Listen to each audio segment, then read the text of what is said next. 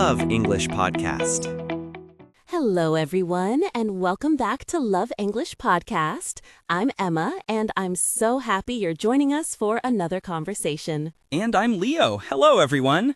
Emma, I have to tell you, I followed all the advice we've been talking about this weekend. I spent so much time with English. I was very dedicated and focused. I am sure I made a lot of progress. That sounds wonderful, Leo. I'm proud of you. That level of dedication is fantastic. Tell me exactly what you did. I want to hear about your busy English weekend. On Saturday, I decided to have an English immersion day. I woke up and listened to an English music playlist for an hour while I had breakfast. Then I watched 2 full English movies back to back. I used English subtitles, so I was reading and listening at the same time. On Sunday, I watched a whole season of a popular TV show, also with subtitles. I was surrounded by English for hours and hours. But today, Monday, something frustrating happened. What was that? My boss, who is a native speaker from America, came to my desk and asked me a very simple question.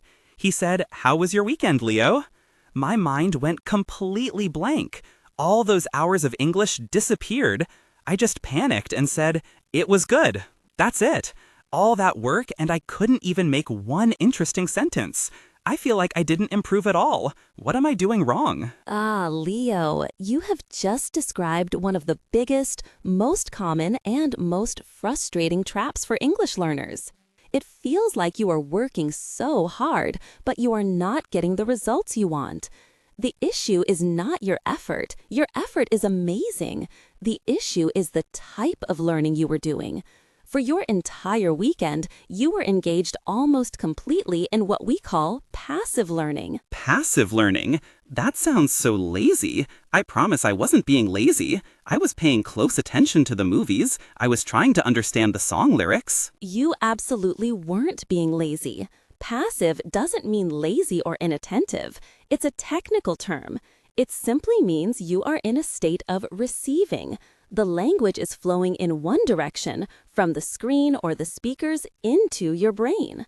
Let me give you a better analogy. Imagine you want to learn how to drive a car. Passive learning is like sitting in the passenger seat of the car for hundreds of hours. The car is moving, you are watching the road, you can see the driver turning the wheel and pressing the pedals. You are learning a lot about the roads and the traffic. But are you learning how to drive? No, not really. To learn how to drive, I need to be in the driver's seat. I need to have my own hands on the wheel and my own foot on the pedal. Exactly. And that is active learning. It's the process of getting into the driver's seat. It's when you are actively doing something with the language. You are producing it, creating it, interacting with it. Passive learning fills your brain with information. Active learning builds the skill to actually use that information. So when I was watching those movies, I was in the passenger seat. My brain was receiving all this English, but I wasn't actually driving. Precisely. Passive learning is comfortable, it's fun, and let me be very clear, it is very important. It is a huge part of your comprehensible input that we talked about. It builds your vocabulary, it helps you understand the rhythm of the language. But it is only one half of the equation. It fills your kitchen with ingredients, but to become a chef, you must practice the skill of cooking. To become a speaker, you must practice the skill of speaking. This is a huge realization for me. I thought that by putting in the hours, the speaking ability would just appear magically. So does this mean I should stop watching movies and listening to music? They are my favorite ways to learn. Not at all. You should absolutely continue to do those things.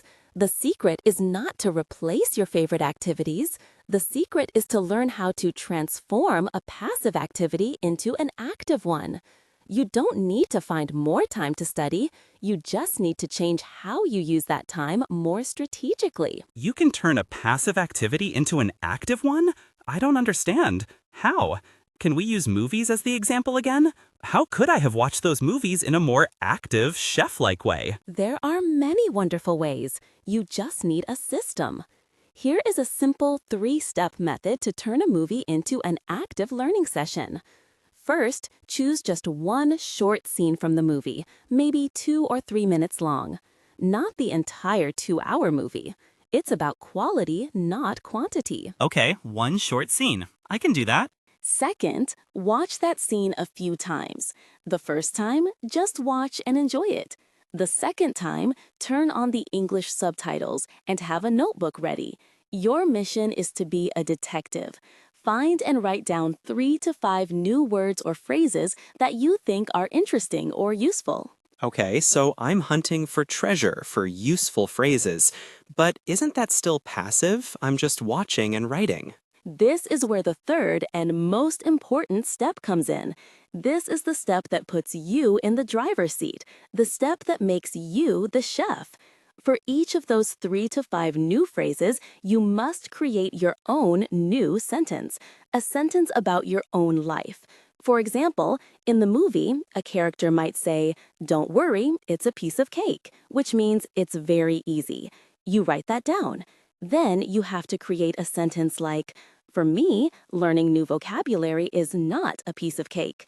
Or, "I hope this English exam will be a piece of cake." Now you own that phrase. You have used it. You have practiced the skill of creating a sentence. Wow, so I'm not just collecting words like pretty rocks, I am actively using them to build something. You are, and you can take it even further. Another great active technique for movies is the listen and repeat method, which is a form of shadowing. After a character says a short, clear sentence like, "Let's get out of here," you pause the movie and you repeat it out loud 5 times. You try to copy their exact pronunciation, their emotion, their intonation. This is an incredibly powerful active exercise for your speaking muscles and your ears. So I can transform my 2 hours of movie time. Maybe I watch for an hour and a half just for fun, for passive input. And then I spend 30 minutes doing these active exercises on one small scene. That is a perfect balanced approach. Now, what about listening to music or podcasts? I know you do that a lot. How can we make that more active? It's a very similar process. When you listen to a podcast like this one, you can do it passively in the car or at the gym, and that's great for exposure. But if you want a truly active session, you sit down with a notebook and a pen. You can try a technique called dictation or transcription. Listen to one sentence, pause the audio, and try to write down exactly what you heard, word for word. Then play it again to check your work. That sounds very difficult. It is difficult. It is what we call a desirable difficulty. It's challenging, but that challenge is what creates the learning. It forces your ear to catch every small article, preposition, and word ending that you might normally miss. A simpler active method is to listen for the main idea. After listening to a short segment, maybe a minute or 2 of our conversation, pause it and try to summarize what we talked about. You can say it out loud or you can write it down. You could say, "Okay, in this part, Leo and Emma are talking about active and passive learning.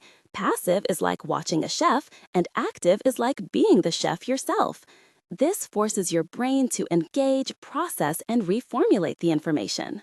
Wow, so I'm not just collecting words like pretty rocks, I am actively using them to build something. You are. You are having a conversation with the content. That is the essence of active learning. It's a two-way street, not a one-way street. It really does feel like I've been spending all my time on a one-way street and wondering why I'm not going anywhere. This makes so much sense, but it also sounds like active learning is much more tiring. It is, and that's a very important point. Active learning is a high-intensive workout for your brain. It requires a lot of focus and energy. If you try to do only active learning for hours and hours, you will become exhausted and burn out. This is why passive learning is also essential. It's your brain's rest and recovery period. It's the enjoyable, relaxing part that keeps you motivated. The key is to find a healthy balance. What do you think that balance should look like for a beginner? A great goal for a beginner is to aim for about 70 to 80% of your English time being spent on enjoyable, comprehensible input. This is your passive learning, reading for pleasure, listening to music, watching TV shows. This builds your foundation and keeps you in love with the language. Then you should dedicate about 20% to 30% of your time to focused, active practice, speaking, writing, shadowing, summarizing. This 20 to 30% is your high-intensive workout. It's where most of your rapid, visible progress will come from. So if I have 10 hours a week to study, I should spend about 7 or 8 hours just enjoying English content and 2 or 3 hours doing these focused, challenging, active exercises. That is a perfect and very sustainable plan for long-term success. And you can mix them. You can watch a TV show for 30 minutes for fun, and then choose just one 5-minute scene to do active practice with. You get the best of both worlds in one session. I feel like I have a new roadmap. I understand now that just being busy with English is not enough. I need to be busy with the right kind of activities. I need to get in the driver's seat and put my hands on the wheel every single day, even if it's just for a few minutes. That is the secret. That is the difference between a learner who stays at the same level for years and a learner who makes consistent, noticeable progress. So, Leo, what is one thing you can do today to practice active learning? Well, after we finish this conversation, I am going to listen back to the first 2 minutes. I am going to use the transcription method and write down everything you said. Then I will find 3 useful phrases, and I will write my own sentences using those phrases in my journal. That, Leo, is the perfect plan of an active learner. And to all our listeners, we challenge you to do the same. Choose one small active task today. Get in the driver's seat. We promise you, that is where the real journey to fluency begins. Thanks for listening to Love English Podcast. Remember, every minute you spend learning English is an investment in your future. Keep learning and see you in the next episode.